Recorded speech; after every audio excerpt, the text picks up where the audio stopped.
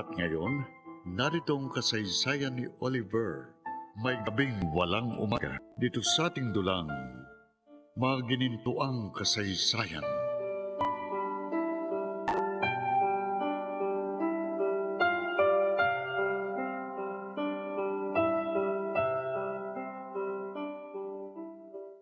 Bukas, uuwi na ako. Pero malamang di ko na makita si Daddy. Kasi nga nasa lamay siya ng kapatid ko. Di ko man lang maikondolence si Daddy. Binigay nga niya ang number niya pero wala naman akong cellphone dito. Ayoko namang makitawag kay Mommy. Baka pagalitan niya ako eh. Ay, alam ko na. Tatawagan ko na lang siya pag uwi ko sa bahay.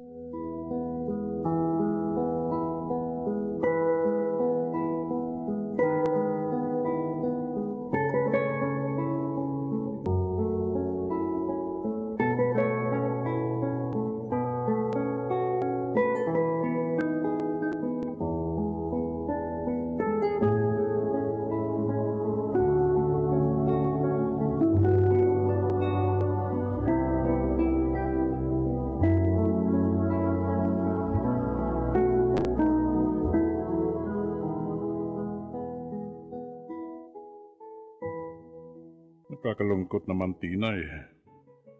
Masasarap ng pagkain pero nakakawalang ganang kumain.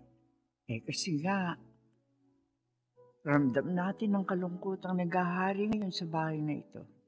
Sana matapos na ito. Ang hirap. Nakakapanibago. Yun din naman ang ibig kong mangyari, Martin. Kaya lang nakamatagalan pa. Dahil lahat sila, masyado nagdadalamhati. Alam mo, naiisip ko, baka hindi makayanan ni Roselia ang mga pangyayaring ito at masiraan siya ng ulo. Anong magsalita ng ganyan, Martin? Posible yung Tinay.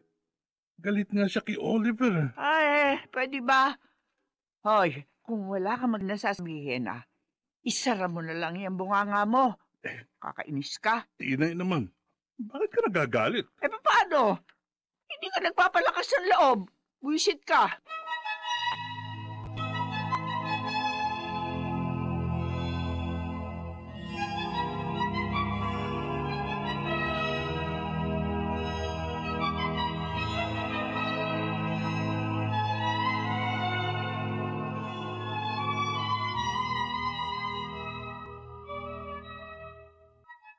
Anong sasabihin mo sa akin, Geraldine?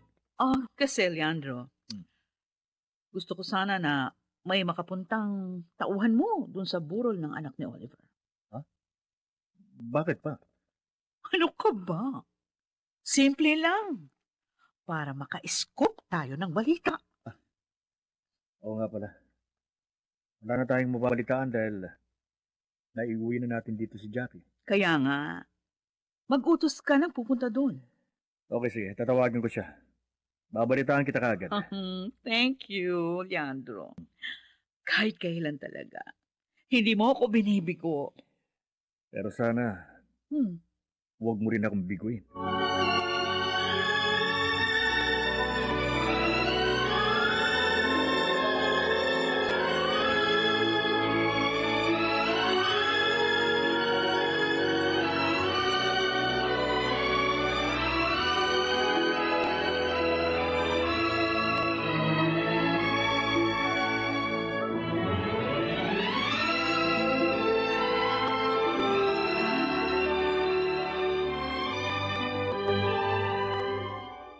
Ha? Sinasaktan ka niya kapag nakikita ka niya? Oliver, kinamumuhian niya ako. Ay, kawawa ka naman, bro. Hindi man ako nagagalit sa kanya. Alam ko, nagagawa niya lang yun dahil sa labis na pagmamahal sa aming anak. Tulad ko, mahal na mahal ko ang aming anak. Lipas din ng galit at sakit, Oliver.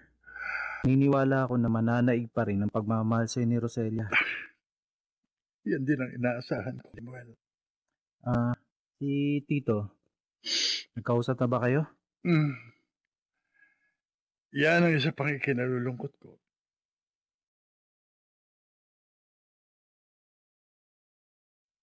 Malamig ang pakikitungo sa akin ni Daddy.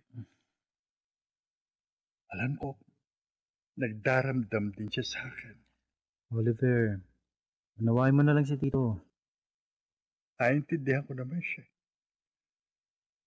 Nag-iisang apo niya si Junior. Kailan nga pala ang libing ni Junior?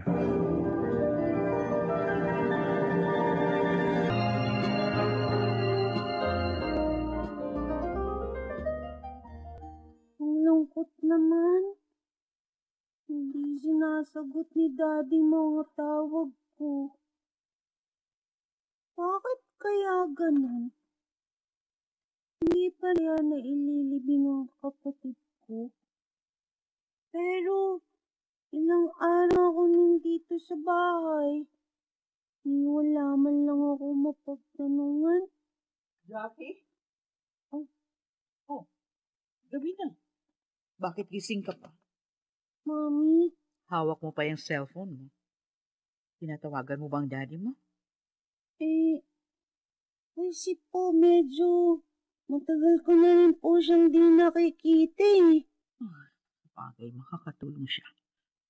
Para lalong maguluhan ang isip ni Oliver. Ay! Oo, yeah. Tama ka, anak. Medyo matagal na nga. Kaya, sige.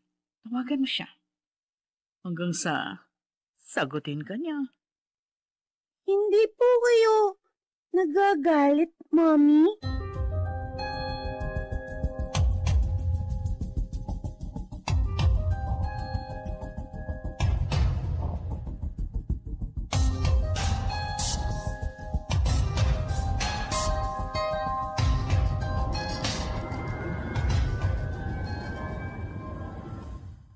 Roselia, mamaya na ang libing ng aking apo.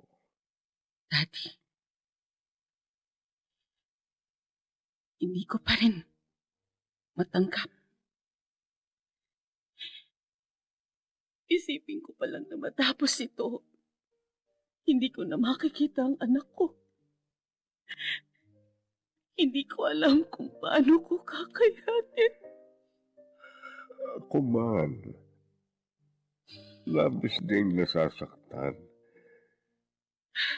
Pero kailangan na nating tanggapin. Wala na si Junior. Tahimik na siya. Wala nang hirap. Kaya dapat matahimik na rin tayo. Paano ako matatahimik, Daddy? Ganong napakasakit nito sa damdamin ko.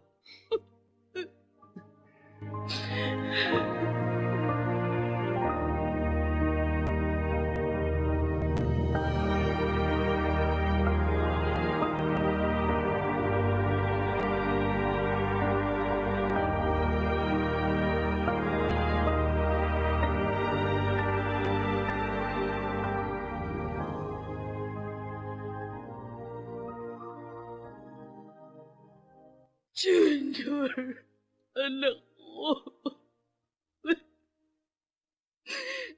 Bakit mo naman iniwan si Mami?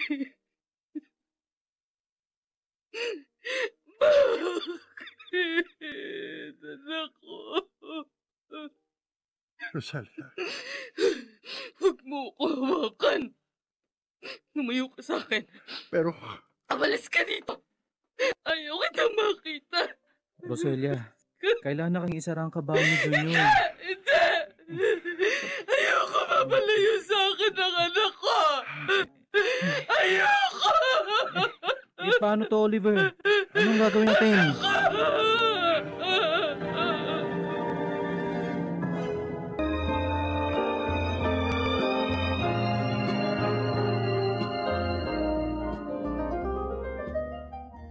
Ano?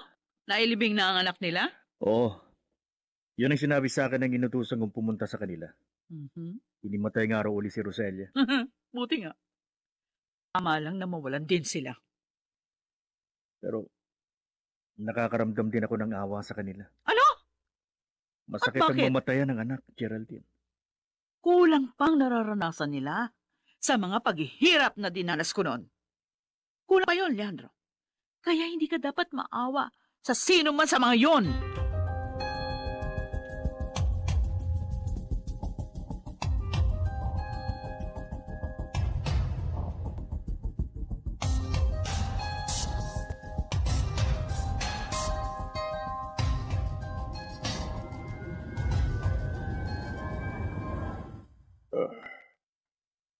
Anong ginagawa mo rito sa hardin?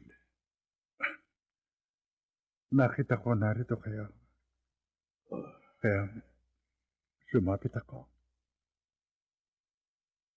Maaari ho ba kung maupo rito sa tabi niyo? Ikaw ang bahala. Salamat po. Dad, galit ka ba sa akin? Kung inuna mo lang sana ang apo ko, maaaring buhay pa siya. Masakit man po ang kapin. Talagang hanggang doon na lamang po talagang buhay ng aking anak. Bakit ang daling sabihin yan? Dad, alam natin ang Diyos ang tunay na may-ari ng buhay natin. At makukuha niya yun kahit anong oras. Sana naman po, huwag niyo na akong sisihin. Dahil tulad niyo, nasasaktan din po ako. Sinuway mo ko. At ewan ko kung makalilimutan ko pa ito, Oliver.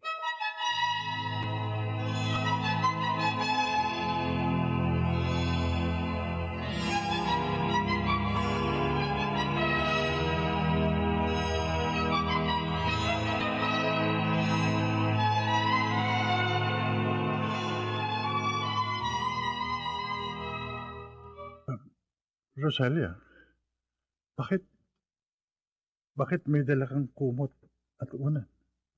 Dahil mula ngayon, sa guest room na ako matutulog. Hanggang ngayon ba? Galit ka pa rin? Oo. Galit na galit, Oliver. At hindi ko alam kung lilipas pa ba ang galit na nararamdaman ko. Please, Rosalia. Huwag ka na pagkalit. Magsimula ulit tayo.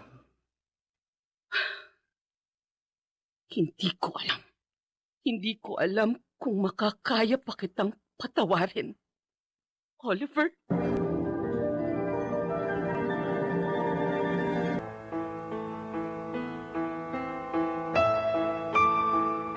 Tuluyan na kayang magkahiwalay sina Oliver at Roselia